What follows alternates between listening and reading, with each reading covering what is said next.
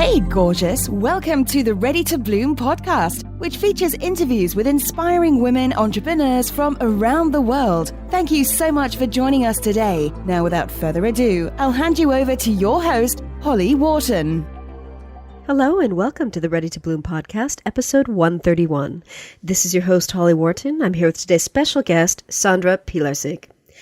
Sandra helps women solopreneurs bust through the fear of visibility so they can step up and stand out in this crowded marketplace. Welcome, Sandra. Hello, thank you for having me. I'm so excited to talk to you about visibility because this is such a big thing that comes up for me with my clients, and I help them deal with it from the mindset kind of thing.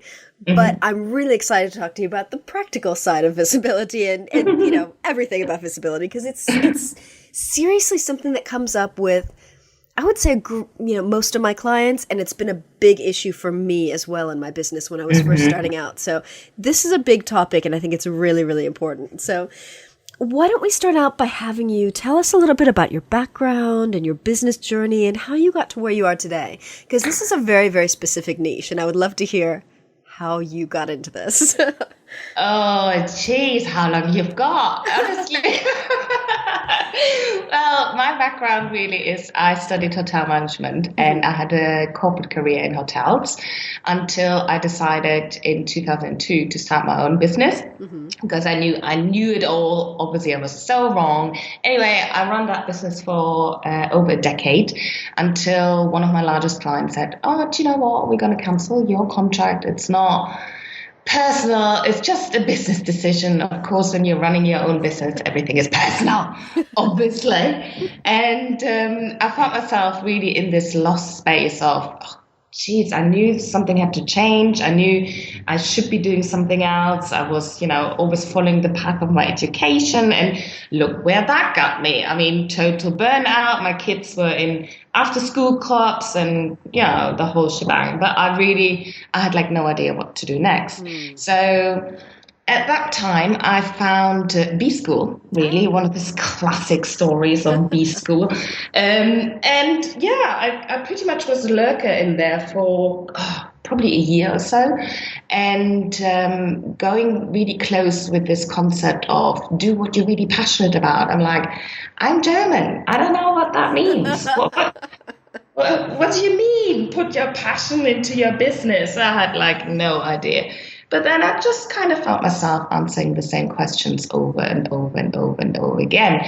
I was already a public speaking trainer at the time. I've been doing loads of public speaking on stages and training hundreds of people, but I just did that as a hobby, And I thought, gosh, all these people in there, they really seem to be struggling with their own events. So I advised them with their own events, with their own workshops, and then quickly kind of figured out, actually, it's not the event logistics side, which I'm really passionate about, because again, I was just following the path of my education because it's something, I could do really well.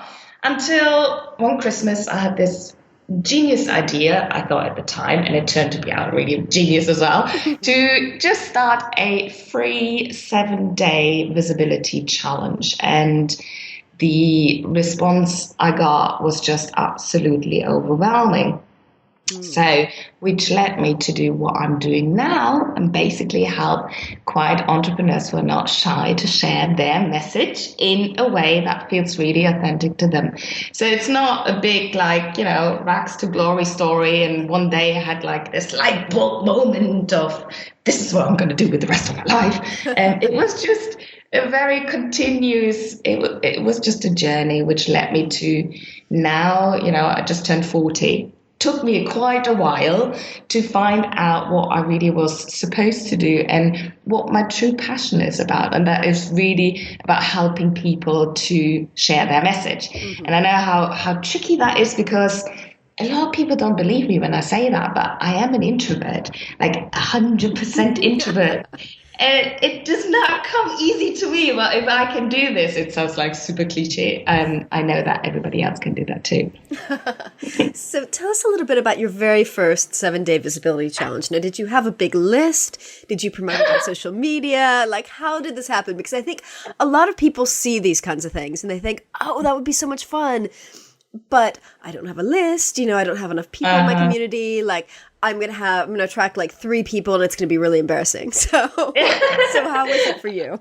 Oh, yeah. I mean, I had practically no list. I had probably maybe 60, 70 people on my list, which were all kind of pressured into signing up at the time. Anyway, I just came up with this concept of the Visibility Challenge. I just promoted it in various Facebook groups. And because I've helped basically so many people in the previous year just by randomly helping people reaching out, I just had a list of maybe 20 people and I emailed those 20 people, remember me? Do you like me? Can you please share this for me? And I will love you forever. And for the first challenge, I think I had 200 something or so signups, which wow. At the time, it came to the Monday morning. I spent so much time promoting it on Facebook, just organic posting it. And it came to the Monday morning and I thought, oh, I better do something here. So I decided just to go live with those challenges, just doing live hangouts, because I thought if I'm doing them live, I can't go back on it. And people loved it, and I hosted it last year 10 times. So that was pretty amazing, pretty cool, yeah. Wow, so you're doing this almost once a month. Yeah, I did. A lot of people asked me at the beginning of the year, are you going to do another challenge? They're like, no, I have to do something else. I will be running them again, but my focus is a little bit different now. Okay. So how has this helped to build your list? Oh, it helped massively. My list organically, again, I've been saying I'm going to do Facebook ads, like every online entrepreneur, but I still haven't gotten around to it. The challenge was my only opt-in last year. Mm-hmm. I grew it organically to now, I think my list is now at 1,200 and something. Mm-hmm. So completely organic reach. But what I really want to stress out as well is, for me, it never really was about the numbers. It was about sharing my message, getting really personal with those people in the challenge. So, my focus never was really on growing big list numbers. So, yeah. Well, I think the interesting thing about this kind of opt-in also is that people are seeing your face on a video every day for 7 days.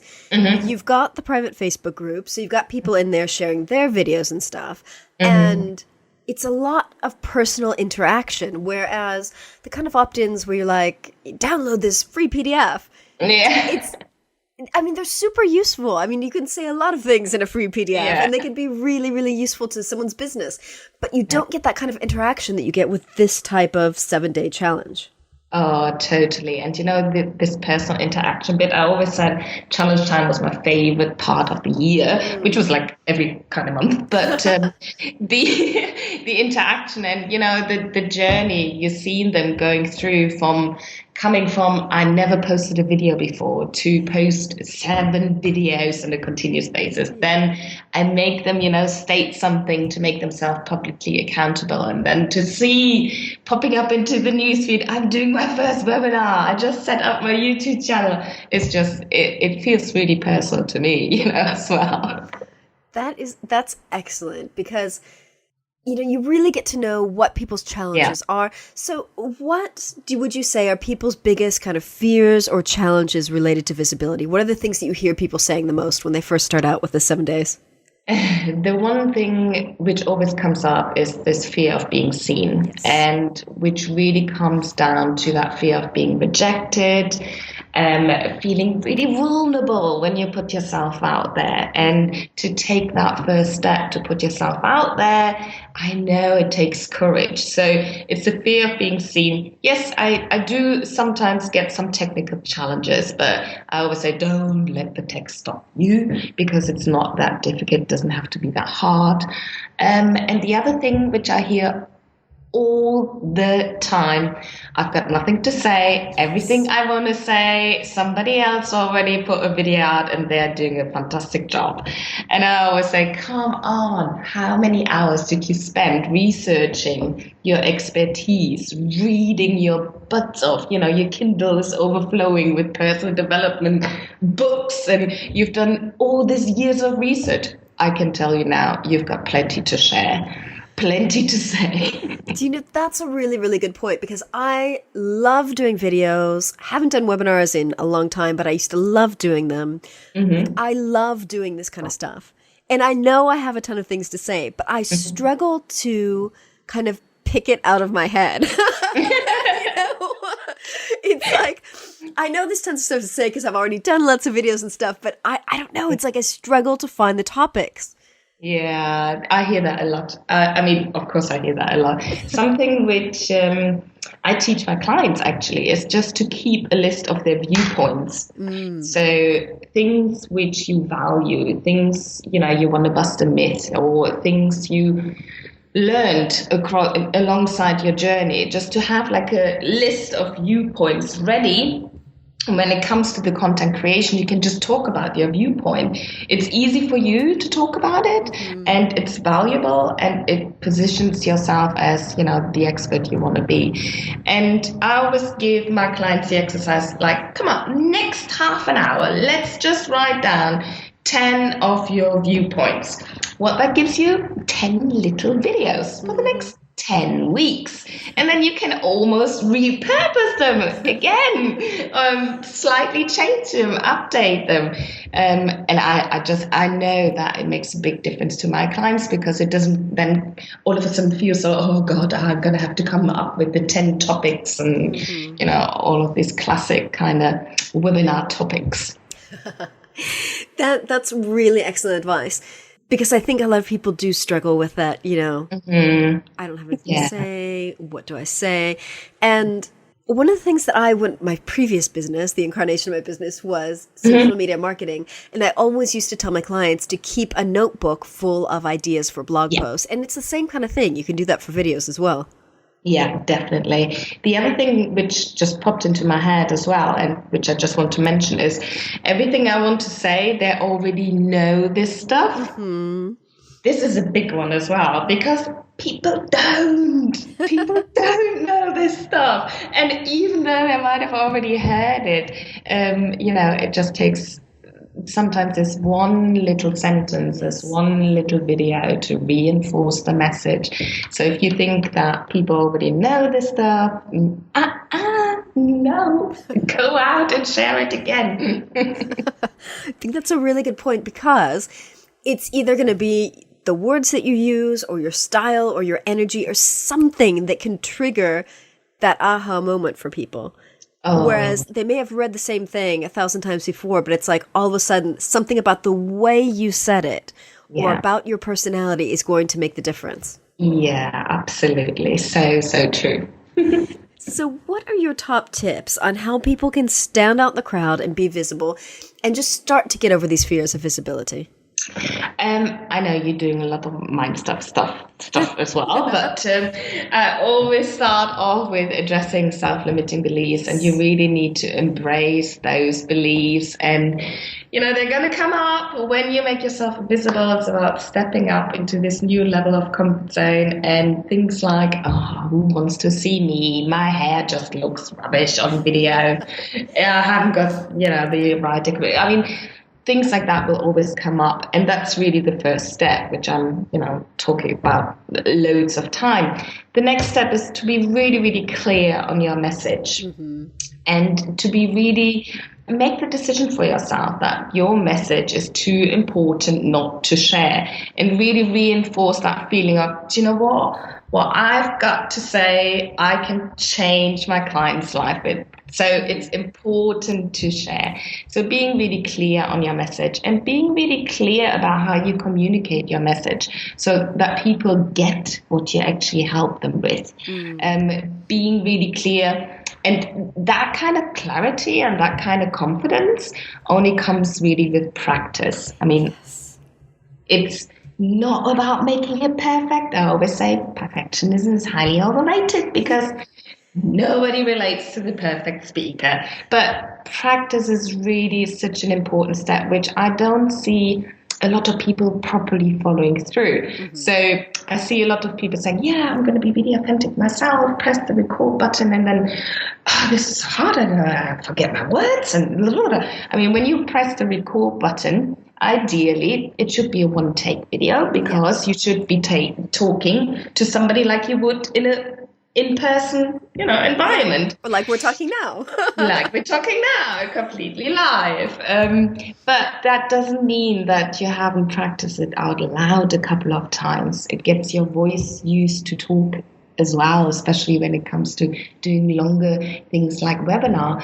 And practicing it out loud. I mean, if anybody is like me, like complete introvert, I've got loads of things and loads of thoughts and loads of ideas kind of floating around in my brain. And when I actually speak them out loud, I sometimes think, well, that didn't make sense at all, did it? So really taking this practice step really serious.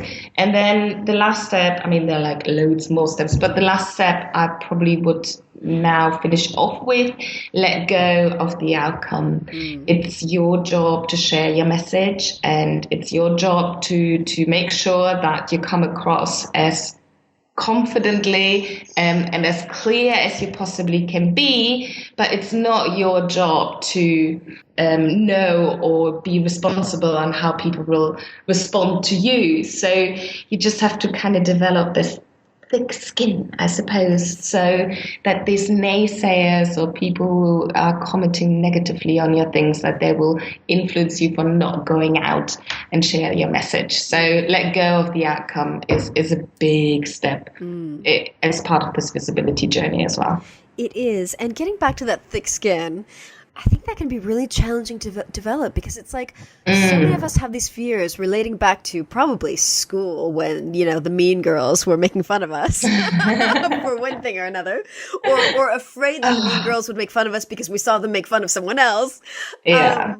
So how do you recommend that people can get over that? I mean, is it just getting out there, doing it, experiencing it, and realizing it, you're going to survive anyway, it's not that bad? Or what are your tips on that?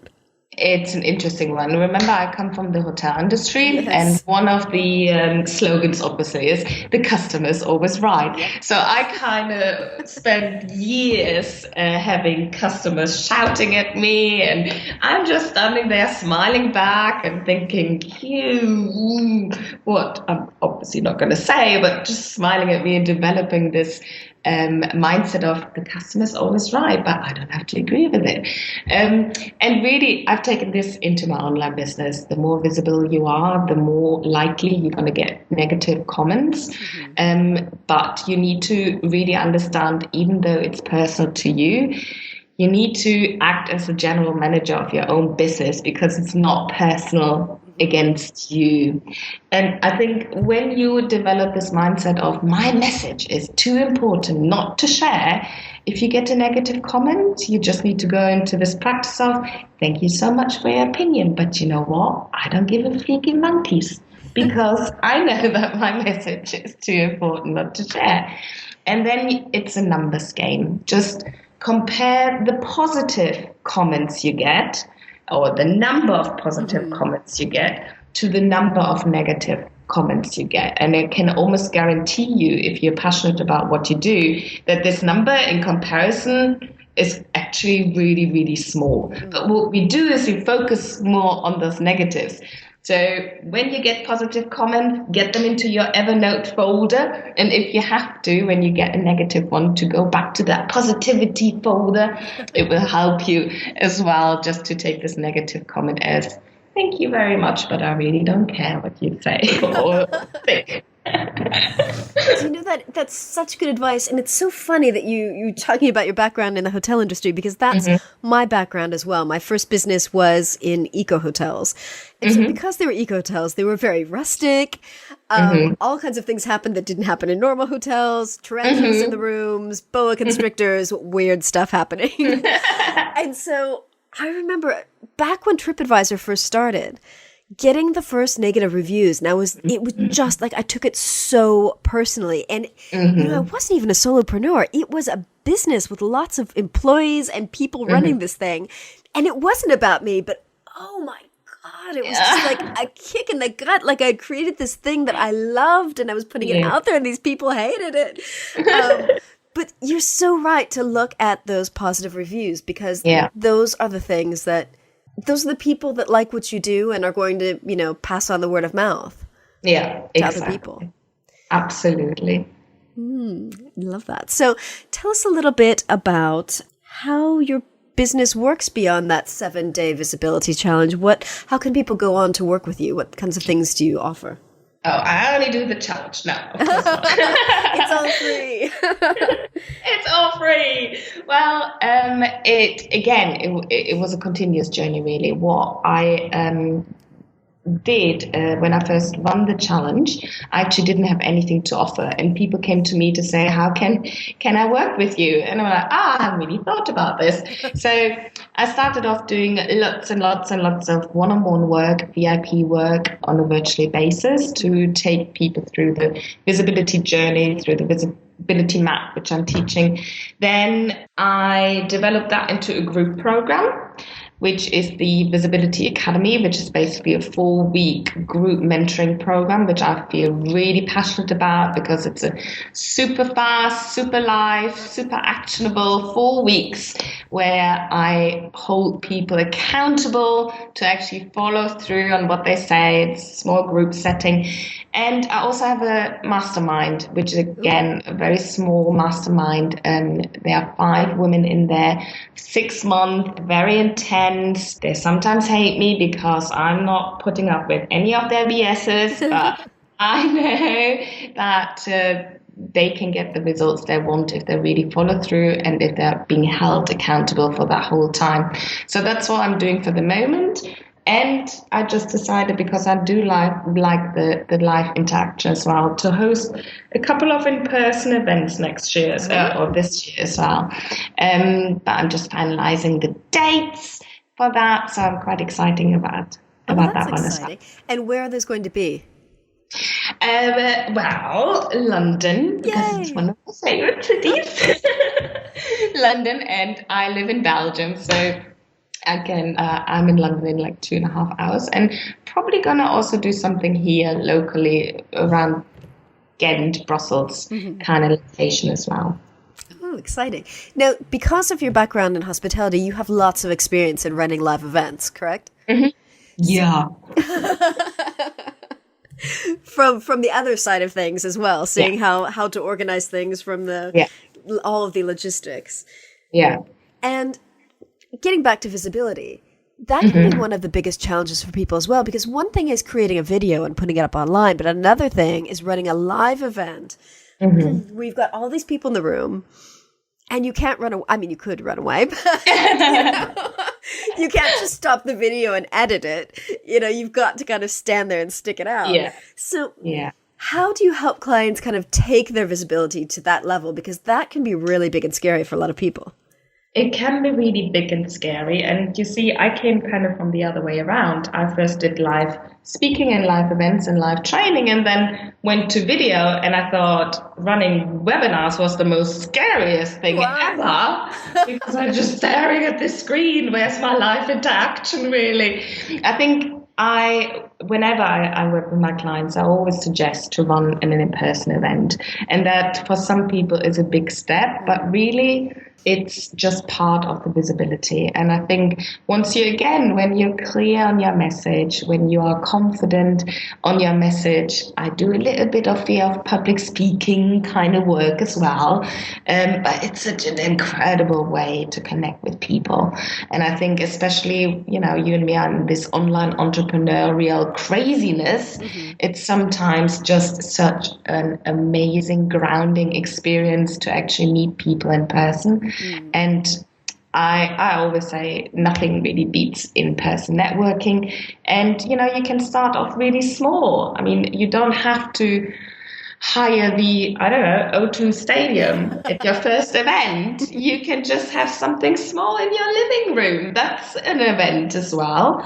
You can run something with 5-6 people there. You can run something with 2 people there. That's still a live event. And I think people could be intimidated by having, to fill a room and things like that. Filling a room only comes when you start somewhere small as well. And based on my experience, you build it up from there. And then it's a natural process. It's just part of your visibility. It's just part of you stepping up into a new level of comfort zone. But just start. And if your living room is big enough, start off there. Yeah, I think that's a good tip, because I think a lot of people have that kind of fear of having such a small group of people, because when you're running a webinar online, no one can see how many people are there. So if you've only got, 3 or 5 people on the webinar, no one else knows. But if you've got people physically in a room, everyone can see. Oh, there's only 3 of us or 5 of us. And obviously, you can still build the relationships and everything like that. But the mistake I see a lot of entrepreneurs doing when they do run their live events, they put on this event. They come out and they have a title for it, and they have the location in this pretty hotel, and they're like, come to my event. Especially when it's your first event, I suggest to run it the other way around and first get an interest list.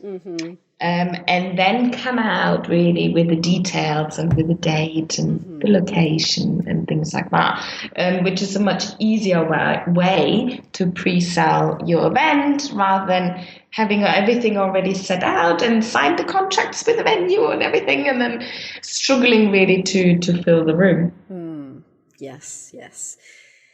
So, Sandra, do you have any women business mentors? Are there any women entrepreneurs who inspire you? Do you know what? When I first started off in this online kind of crazy kind of world, I had loads of people I looked up to and loads of gurus kind of thing. But I stepped away from that. And I'm not saying that to be really arrogant. I'm just saying that because I really had to step away from it to find my own way. And to find my own kind of message without copying anybody and without feeling like, oh, they're already doing such a great job. Who am I, little I? But that's just me personal. What I do have is, I have incredible business best friends who are there for me, who pick me up when I don't feel like that. I do feel inspired by a lot of people in the online world. Funnily, you say this with women business mentors, because I find myself pretty much more drawn to the men gurus than to the women gurus. I don't know why that is. But no, nobody kind of would. But when you talk about men, one of my favorite people is Brandon Bouchard. I think he's fantastic. I saw him training live as well, which makes a big difference.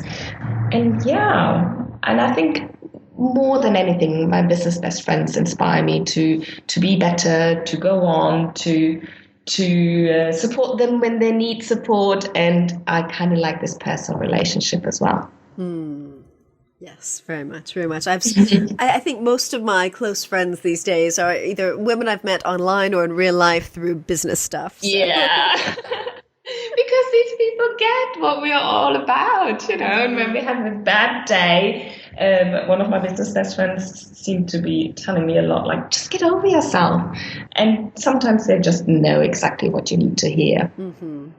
Yeah. Good. So, Sandra, where can people find you online?